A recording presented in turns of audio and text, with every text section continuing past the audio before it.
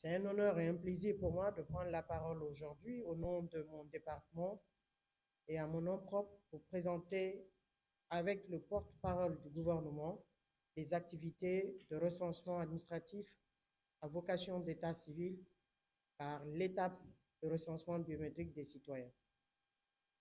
Monsieur le ministre porte-parole du gouvernement, merci pour cette opportunité que vous offrez à notre département d'expliquer à la presse et au peuple de Guinée le niveau d'exécution du chronogramme. Il vous souviendra que le chronogramme de la transition pour un retour à l'heure constitutionnelle a été bâti sur 10 points. Le recensement général de la population et de l'habitat RGPH4, qui est en cours également, qui aujourd'hui a fini de faire la cartographie censitaire, a un dénombrement, le territoire est reparti en dénombrement, en zone de dénombrement ZD, et ils sont en phase de recrutement des agents recenseurs pour aller compter la population dans les habitats qui sont déjà identifiés à travers la cartographie censitaire. Donc, vous comprendrez que cette étape va prendre fin très rapidement. Au mois de juin prochain, juillet, ils seront en phase de consolidation des données.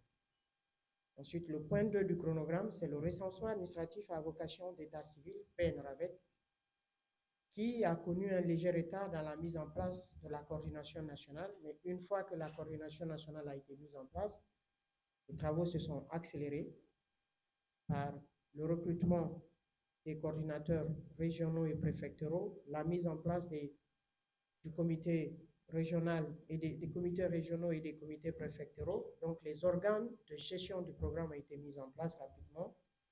Au-delà de ça, il y avait déjà un travail abattu, les 2 lois.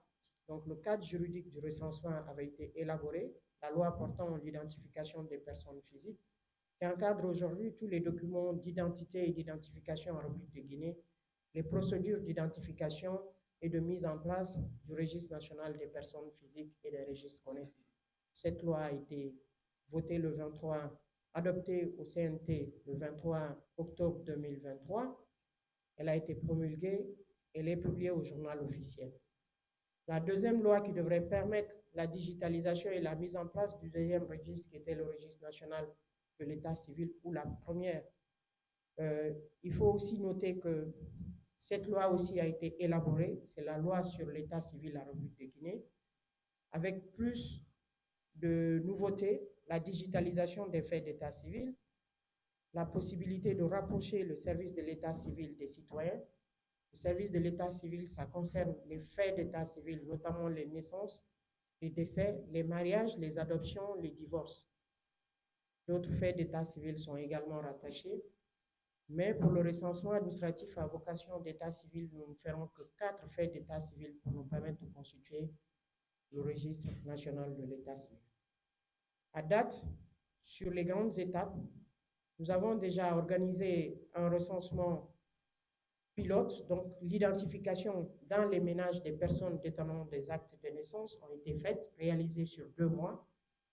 Donc ce travail pilote a permis de comprendre le degré d'effectivité des citoyens en termes d'actes de naissance sur le territoire national, mais seulement sur la zone de Conakry, parce que la forte concentration de la population se trouve à Conakry.